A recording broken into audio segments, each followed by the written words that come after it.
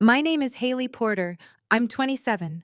Last Tuesday at 6:51 a.m., my mother slapped me so hard across the face that I tasted copper and saw actual white stars dancing in my peripheral vision because I refused to cancel my nursing board interview to drive my 24-year-old brother Tyler to GameStop for a console release. "You selfish little bitch," she hissed, her hand still raised. "Family helps family, Haley, but you've always put yourself first." I was standing in our kitchen in my interview clothes, a black pantsuit I'd bought used for $40, pressed twice to get the creases right. My portfolio was on the counter. My appointment at Mercy General's HR office was at 9 a.m. sharp. I'd been working double shifts at Rosie's Diner for 3 years to even get to this point. "Mom, Tyler can take the bus. It's 6 miles. I've been waiting 8 months for this interview." The second slap came harder. My head snapped sideways. I grabbed the counter to stay upright. "Don't you dare talk back to me." Her voice dropped to that cold register I knew meant the conversation was over. "Your brother needs you. That's final." My father walked in, wiping grease off his hands with a red rag. He didn't even look surprised. "What's all the noise?" "Haley's refusing to help Tyler again," my mother said, and I watched her eyes fill with tears, the same performance she'd perfected over 27 years. "I don't know where we went wrong with her." My cheek was on fire. I could feel it swelling. "Is that true?" My father's voice was flat. "Dad, I have a job interview in 2 hours. Tyler wants me to drive him to get a video game. He's 24. He can apologize to your mother." The words hit me like a third slap.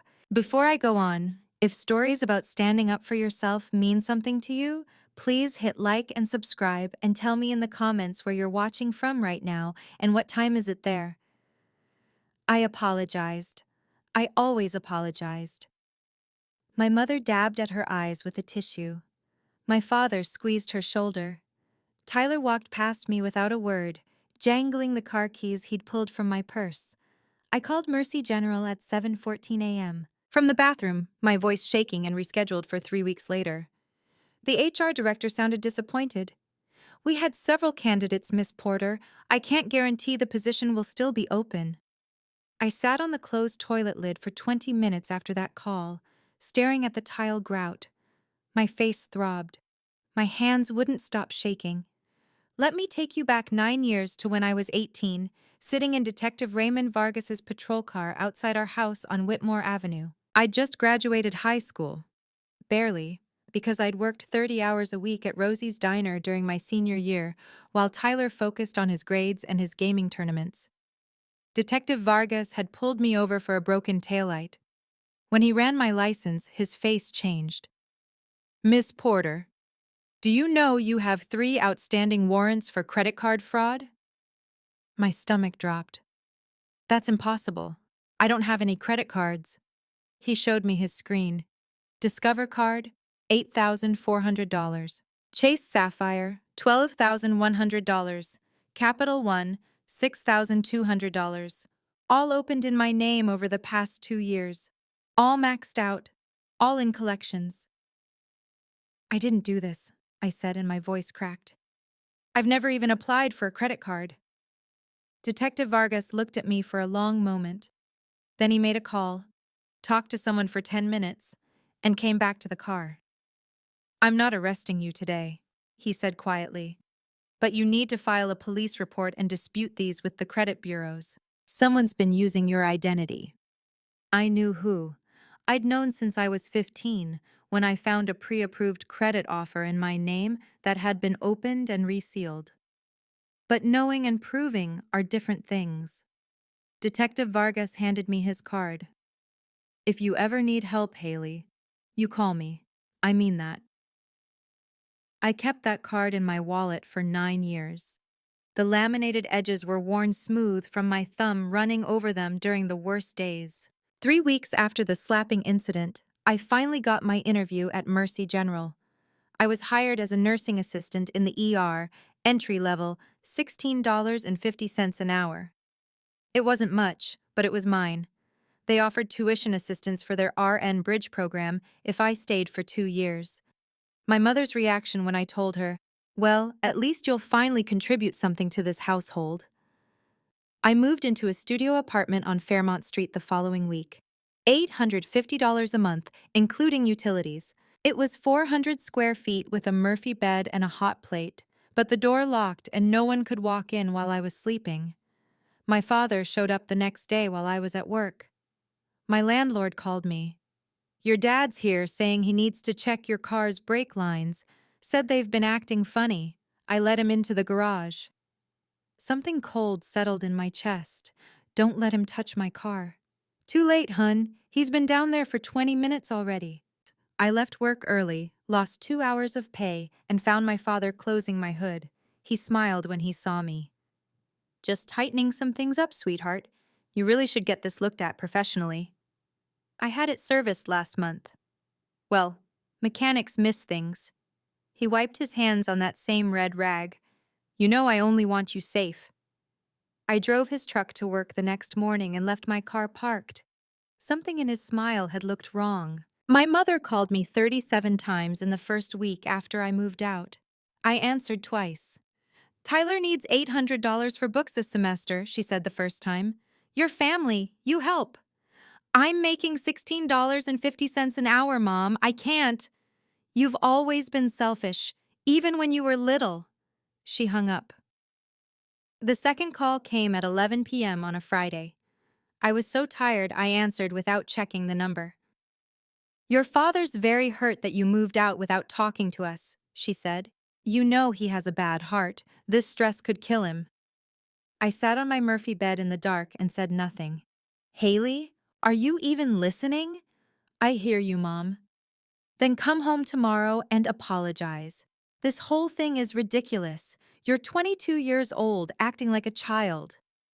I was 22. Tyler was 19 and living at home rent-free while attending the state university on a full ride my parents insisted they'd scrape together. I'd applied to the same school. My mother told me we couldn't afford the application fee, $75. I never went to college. "I'm not coming home," I said. The silence on the line was arctic. Then, "You'll regret this, Haley Marie Porter. You'll see what happens when you turn your back on family." She hung up.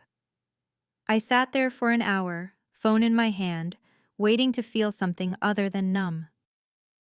At Mercy General, I met Dr. Elena Ramirez in my third month. She was the ER attending physician, sharp and efficient, with zero tolerance for excuses. She scared most of the nursing assistants. I liked her immediately. One night during a rough shift, multiple traumas, short-staffed, complete chaos, she found me in the supply closet at 2 a.m., sitting on a box of IV bags with my head in my hands. "Porter," she said. "You okay?" "Fine, Dr. Ramirez, just needed a second." She sat down on a box next to me. "You've been working here for 3 months. You're always early, you never call in sick, and you anticipate needs before I ask. Why aren't you in nursing school?" "I can't afford it. We have a bridge program, full tuition. Did HR not tell you?" "They did. I need 2 years here first. I've got 4 months down." Dr. Ramirez studied me. "Something's off about you, Porter. You work like someone running from something." I didn't answer. She didn't push. "Keep your head down and your records clean," she said finally. "I'll write you a recommendation when you're ready." She kept that promise. But that conversation happened 3 months before everything fell apart. The credit card companies found me at Mercy General when I was 23. A process server handed me papers in the ambulance bay in front of 6 coworkers.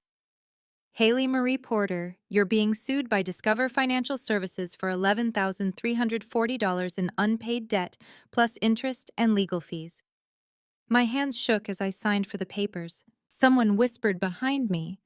I heard the words credit card debt and irresponsible. I went to my mother's house that night. I shouldn't have. I knew better, but some part of me still hoped she'd help. She opened the door in her bathrobe, looking annoyed. "What do you want, Haley?" "Mom, I'm being sued for credit card debt. Cards I didn't open. I think—" I stopped. Saying it out loud felt impossible. "You think what?" Her eyes narrowed. I think someone used my information. I need to file a police report, but I wanted to ask you first if. If what? If I stole your identity? She laughed, sharp and cold.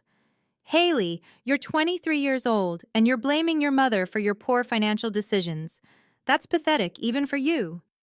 Tyler appeared behind her, holding a new laptop. I recognized the box. A MacBook Pro, $2,400. What's she want now? Money, probably, my mother said, like always. I didn't ask for money. I asked if you knew anything about. My mother's face transformed into something wounded and fragile. Her voice rose. How dare you come to my home and accuse me? After everything I've sacrificed for you? Neighbors' lights were coming on. Tyler was recording me on his phone. My father's truck pulled into the driveway. I left. What else could I do?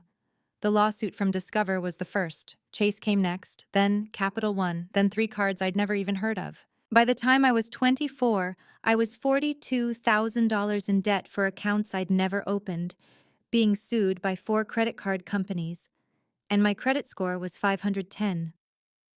I couldn't get approved for a better apartment. I couldn't finance a car. I couldn't even get a secured credit card to try rebuilding. The attorney I consulted, a free legal aid consultation, looked at my documents and sighed. To prove identity theft, you need to file a police report and dispute everything with the credit bureaus. But Miss Porter, the signatures on these applications, they're yours. I never signed those. The credit card companies will argue you did. Without proof that someone else forged them, you're liable. I walked out of that office on a Wednesday at 4:37 p.m. and sat in my car in the parking garage for 45 minutes. The overhead light was flickering. Someone had written, "Wash me," in the dust on my back window. I thought about Detective Vargas's card in my wallet. I'd thought about it 100 times, but filing a police report meant accusing my mother, and some part of me still couldn't cross that line. I went back to work. I picked up extra shifts. I started doing delivery driving on my days off. DoorDash, Uber Eats, anything to make an extra $200 a week. I was working 70-hour weeks, sleeping 5 hours a night, eating ramen and peanut butter sandwiches. My mother called once during this period. Tyler's graduating next month, she said. We're having a party, you should come. What's he graduating with? Computer science degree. Full honors. We're so proud. 4 years at the state university. I'd been working at a diner when I was his age, getting yelled at by my mother for not contributing enough to the household. I'll try to make it, I said, and hung up. I didn't go. I worked a double shift instead and made $340 in tips. I sent $100 to the court for the Discover lawsuit and bought groceries with the rest. The public humiliation came on a Saturday morning when I was 25. I'd been promoted to CNA and was working the ER registration desk. We were slammed. Flu season, 2 car accidents, and a kitchen fire victim. My mother walked in at 10:17 a.m. with Tyler. He had his hand wrapped in a towel, blood seeping through. I saw them before they saw me. I need to see my son immediately, my mother announced to the waiting room. He's bleeding. I stood up. Mom? Her face went cold. Oh, of course you work here. What happened to Tyler? He cut his hand on glass. We need a doctor now. I'll get you triaged. Let me just. Now, Haley. Not in 20 minutes. Now. There were 8 people ahead of them. A woman with chest pains, a kid with a broken arm, an elderly man with difficulty breathing. I can't skip people, Mom, but I'll make sure he's seen as soon as. You're useless, she said, loud enough that the entire waiting room looked up. You've always been useless. I work a double shift to put food on the table while you sit here behind a desk pretending to be important. My face burned. I could feel every eye on me. Your brother is bleeding and you're going to make him wait because you want to follow rules? She turned to the room. This is my daughter. She's always been like this. Selfish, cold, cares more about strangers than her own family. Tyler said nothing. He just stared at his phone. I felt something harden in my chest, something that had been cracking for years finally snapping into place.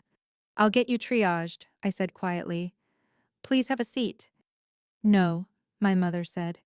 I want to speak to your supervisor. I want everyone here to know what kind of person you are. Dr. Ramirez appeared at my elbow. Is there a problem? This woman is refusing to treat my son. This woman, Dr. Ramirez said calmly, is following hospital protocol. Your son will be seen in order of medical priority. If you'd like to file a complaint, the patient relations office is on the third floor. My mother's mouth opened, closed. She sat down hard in a plastic chair. Tyler got seen 40 minutes later, 5 stitches, not serious. My mother didn't look at me when they left. Dr. Ramirez found me in the break room during my lunch. I wasn't eating, just staring at my reflection in the vending machine glass. That was your mother, she said. Not a question. Yes. She always like that? Pretty much. Dr. Ramirez sat down across from me. Porter, I'm going to tell you something, and I want you to hear me. That woman doesn't get to define your worth. Your work here does. And you're damn good at what you do. I nodded because speaking would have meant crying. When you apply for the RN Bridge program next month, put me down as a reference. I'll make sure you get in. I did apply. I got accepted with a full scholarship through the hospital's Vargas Memorial Training Program, named after the detective who'd helped fund nursing education for at-risk young adults before he died of a heart attack 2 years earlier. I didn't know until my acceptance letter that Detective Vargas had left a fund. I didn't know until much later what else he'd left. Starting the RN program meant cutting my delivery driving work, which meant less money. I was living on $1,800 a month, paying $850 in rent, $400 in minimum payments on the credit card judgments, and trying to eat on what was left. I was 26 and losing weight I didn't have to lose. My hair was falling out from stress. I had stress fractures in both feet from standing 12-hour shifts in cheap shoes. My father showed up at Mercy General one night while I was studying in the cafeteria. 11:47 p.m., I remember, because I looked at my phone when I saw him walking toward me. Haley, we need to talk. About what? Your mother's very upset. You've been avoiding us for years now. Tyler's getting married next spring and we want you to be there. Congratulations to Tyler. Don't be like that. He sat down across from me without asking. Family is important. You think you're too good for us now because you're becoming a nurse? I never said that. You don't have to say it. We can tell. He leaned forward. Your mother sacrificed everything for you kids. The least you can do is show some gratitude. Something in his face reminded me of that day in my garage, him closing my car hood with that wrong smile. What did you do to my car? I asked suddenly. His expression didn't change. I don't know what you mean. That day at my apartment, you said you were tightening things. What did you do? I was helping you, Haley. But if you're going to be paranoid and ungrateful, he stood up. Don't bother coming to Tyler's wedding. You're not welcome. He left. My hands were shaking so hard I couldn't hold my pen. I called a mechanic the next day and had them inspect my car completely. The report came back with a note in red ink. Brake line cables show signs of deliberate scoring and weakening. Unsafe to drive. Recommend immediate replacement and police report for potential sabotage. I sat in that garage for 20 minutes, reading the report over and over. My father had tried to kill me, or at least hurt me badly enough that I'd come home, need help, be dependent again. I filed a police report on a Tuesday morning. The officer who took my statement was young, skeptical. Miss Porter, these are serious accusations against your father.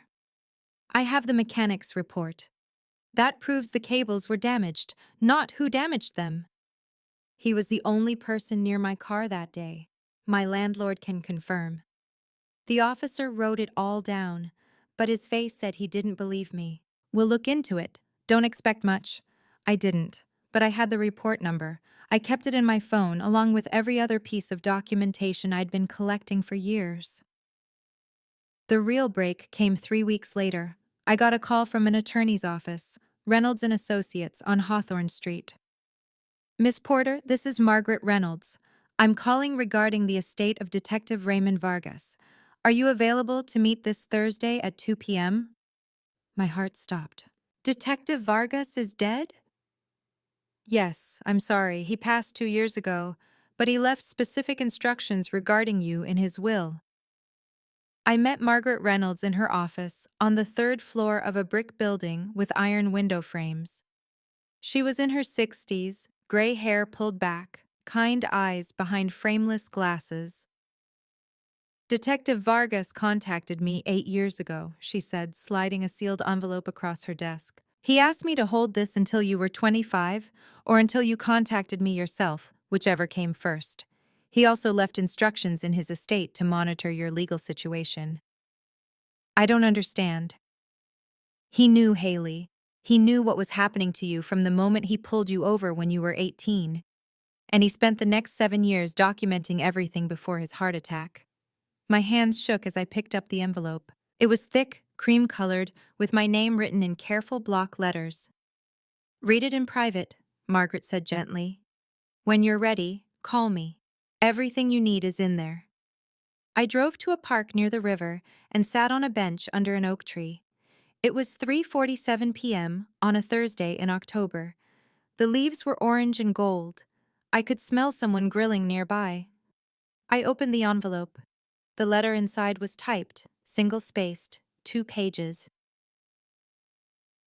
Dear Haley, if you're reading this, then I'm gone, and your mother is still doing exactly what I knew she would do, bleeding you dry while blaming you for being anemic. I want you to know something first. I believe you. I believed you the moment I pulled you over and saw your face when I told you about those credit cards. I saw a good kid getting destroyed by people who should have protected her. I'm a detective. Or I was. So I did what detectives do. I investigated. For 7 years, I collected evidence. I know that sounds crazy. Why would a detective spend 7 years on a case that wasn't even officially open? Because I have a daughter your age, and because nobody else was going to help you. Here's what I found. The original credit card applications for all 6 accounts are with Margaret Reynolds, my attorney. They contain forged signatures in your name, your mother's handwriting, confirmed by a forensic document examiner I hired privately. The signature patterns match samples I collected from her church volunteer forms and neighborhood watch sign-in sheets. I have bank records showing deposits into your parents' accounts that match the exact dates and amounts of cash advances taken on those cards. Your father's mechanic shop received $8,400 in new equipment purchases charged to the Discover card. Tyler's tuition payments for all 4 years at State University total $34,800, paid through a combination of the Chase and Capital One cards, plus 2 store cards your mother opened in your name at Best Buy and Dell. I have security camera footage from your apartment building on March 15, 2023. The day your father said he was checking your brake lines. The timestamp shows him under your hood for 26 minutes. I had a forensic mechanic review the footage and your subsequent brake inspection report. His conclusion is in the file. It's not pretty, Haley. Your father deliberately damaged your brake lines in a way that would cause failure within 100 to 200 miles of driving. He was trying to hurt you, or at least scare you badly enough that you'd move back home. I also have testimony from your former landlord, your employer at Rosie's Diner, and Dr. Elena Ramirez at Mercy General. All of them witnessed your mother's behavior toward you. All of them are willing to testify if needed. This envelope also contains Forensic Signature Analysis Report, 3 pages, Bank Records Showing Fraudulent Transactions, 47 pages, Security Footage Stills and Analysis Report, 12 pages, Detective Notes and Witness Statements, 18 pages. A certified check for $50,000 from my personal estate, for legal fees, therapy, or whatever you need to start over. You are not selfish, Haley. You are not cold. You are not useless. You are a young woman who kept working and studying and hoping despite being systematically destroyed by the people who should have loved you most. The evidence is here. What you do with it is your choice. But please, whatever you decide, stop protecting people who never protected you. All my best. Detective Raymond Vargas, P.S. I remembered you from that day I pulled you over. You kept apologizing for something you didn't do. Stop apologizing, kid. You have nothing to be sorry for. I read the letter 3 times. Then I opened the file and looked at every page. The signature analysis, the bank records, the photographs of my father under my car hood, red rag in his back pocket, his hand clearly visible on the brake cables. My mother's handwriting on the credit applications, trying to mimic mine but failing in small, specific ways the examiner had marked with red arrows. Tyler's tuition receipts, every semester, paid with cards in my name. I sat on that bench until the sun went down and the park lights came on. Then I called Margaret Reynolds. I want to press charges, I said, against both of them, for everything. I was hoping you'd say that, she replied. I've already drafted the criminal complaint. We file tomorrow. The arrest happened on a Friday morning. I was at work when Margaret called to tell me. My mother was arrested at the grocery store, my father at his mechanic shop, both charged with identity theft, fraud, and in my father's case, attempted vehicular assault. Tyler called me 47 times that day. I blocked his number after the 5th voicemail. You bitch, you're destroying this family. Mom's in jail because of you. I hope you're happy. I wasn't happy. I was numb. The trial took 8 months to get to sentencing. My parents hired a lawyer who tried to argue that the credit cards were a family arrangement, that I'd known about them and agreed to help. That argument fell apart when the prosecutor showed the security footage of my father under my car hood and the forensic report of deliberate sabotage. The courtroom was packed on sentencing day. I saw aunts and uncles I hadn't spoken to in years. Tyler sat in the front row behind my parents, glaring at me. My mother wore an orange jumpsuit, her hair pulled back in a way that made her look smaller and older. My father's face was stone.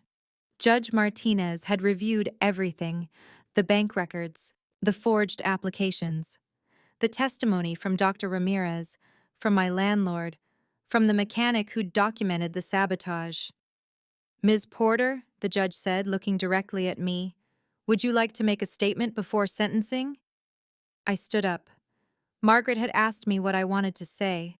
I'd practiced in front of my bathroom mirror for a week, but standing there looking at my mother's face, I realized I didn't need to say much. Your Honor, I'm not here for revenge, I said. My voice was steady, calm.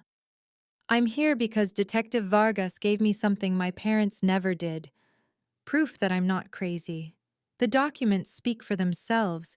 They show 7 years of fraud, theft, and sabotage against their own daughter while telling me I was selfish for asking for help. My mother's lawyer started to stand. The judge waved him down. My mother told me for 27 years that family supports each other. She was right.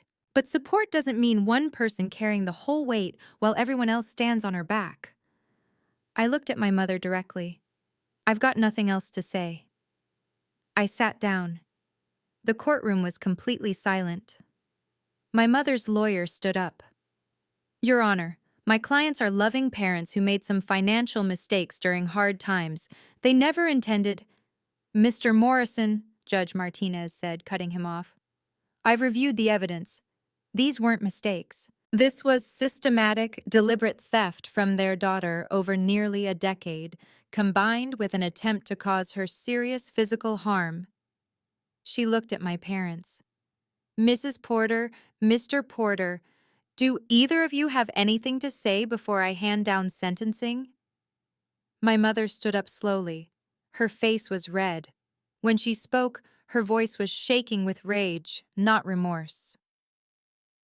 This is destroying everything, she said, her voice rising. Our family, our reputation, Tyler's future. All because Haley couldn't just help out her brother like a normal person. We gave her everything. A roof over her head, food, clothes. You stole $42,000 from her, the judge said flatly. You forged her signature on credit applications. You ruined her credit score and her educational opportunities while paying for your son's college. Your husband sabotaged her vehicle in a way that could have killed her. We're her parents, my mother screamed. We have a right. You have no rights here, Mrs. Porter. Sit down. My father spoke then, his voice low. She was always difficult, even as a kid, ungrateful. We did our best. Judge Martinez looked at them both for a long moment. Then she looked at the file in front of her. I'm sentencing you each to 4 years in state prison, followed by 5 years of probation. You will also be required to pay full restitution of $42,000 plus interest and legal fees, totaling $67,800. You are prohibited from contacting Haley Porter directly or indirectly for the duration of your probation. My mother made a sound like a wounded animal. Tyler stood up in the gallery, shouting something I couldn't hear. The bailiff moved toward him. I stood up and walked out of the courtroom. I didn't wait for my parents to be led away. I didn't look back. Margaret caught up with me in the hallway. You okay? I don't know yet. That was incredibly brave. It didn't feel brave. It felt necessary. She handed me a folder. This is your copy of the restitution order. The court will garnish their assets and wages. You should start seeing payments within 60 days. I took the folder. My hands weren't shaking anymore. That night, I drove to the cemetery where Detective Vargas was buried. Section D, plot 847, under a maple tree. His headstone was simple. Detective Raymond Vargas, 1967 to 2021, he believed in evidence. I sat on the grass next to his grave for a while, not saying anything. Just sitting. The sun was setting, turning everything orange and gold. Thank you, I said finally. I hope wherever you are, you know it mattered.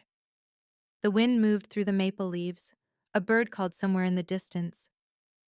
I drove home to my studio apartment, made myself ramen with an egg and some green onions I'd bought at the farmer's market, and went to bed at 9:30 p.m. I slept for 11 hours straight. 6 months later, I graduated from the RN program with honors. Dr. Ramirez was at my graduation, along with Margaret Reynolds and 3 of my coworkers from Mercy General. My parents were still in prison. Tyler had moved to another state and blocked my number. I got hired full-time at Mercy General in the ER. Starting salary, $68,000 a year. I moved into a 1-bedroom apartment with actual separate rooms and a kitchen with a full-size stove. I bought a new car, nothing fancy, just a reliable Honda Civic with working brake lines that nobody had touched but the dealership mechanics. I adopted a cat from the shelter and named her Star, after something Detective Vargas had written in his notes about me. Kid's got her head down, but she's still shining, just needs someone to see it. The restitution payments came in monthly installments. I put most of them in a savings account. Some I donated to the Vargas Memorial Training Fund that had paid for my nursing education. Some I used to pay off the last of the credit card judgments. My credit score is 720 now. I got my first real credit card last month, a cashback card with my name on it, no one else's signature, no fraud. I bought groceries with it and paid it off the same day just to prove I could. I don't talk to my parents. Tyler sent me one email 6 months ago that just said, "I hope you're happy now." I deleted it without responding. I am happy, actually, not in a loud, obvious way, just in the quiet certainty that I can pay my bills and go to work and come home to an apartment that's mine, with a door that locks, with nobody waiting to slap me or sabotage my car or steal my identity. Sometimes people at work ask if I have family, and I say, not really. They usually look uncomfortable and change the subject. That's fine. I don't need to explain. But if you're watching this and you've ever been the invisible foundation holding up a family that treated you like a burden, if you've ever been slapped for saying no, or blamed for asking for help, or told you're selfish for having boundaries, I want you to know something. Silence isn't peace. Silence is the price you pay for someone else's comfort. And you don't owe anyone your silence when they're stealing your future. Detective Vargas spent 7 years collecting evidence because he believed proof was stronger than hope. He was right. You can't argue with bank records and forensic reports and security footage. You can't gaslight someone who has documentation. If you're in a situation like I was, start documenting everything now. Screenshots, receipts, recordings where legal, witness names, dates, and times. Create a paper trail they can't talk their way around. And if you've already walked away from people who treated you like a resource instead of a person, type "I walked away" in the comments. Or if you're still in it but you're planning your exit, type "I'm building my case." Both are brave, both are valid, both matter. If this story meant something to you, check the description for more stories about people who stopped apologizing for taking up space. Thank you for being here. And if you're fighting this fight right now, keep your records clean, keep your head up, and remember, being free is worth more than being forgiven.